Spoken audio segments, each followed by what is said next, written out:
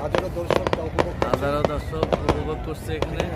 দেখেন ঈদের কারণে সবাই ছুটি হয়েছে, ছুটির কারণে সবাই উপভোগ করছে এবং আমরাও করছি এবং দেশবাসীকেও করার জন্য আহ্বান জানাচ্ছি। ইনশাআল্লাহ সবাই ঈদ ভালোভাবে কাটাবে।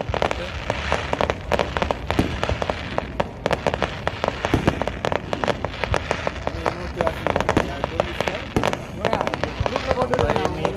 19 বার।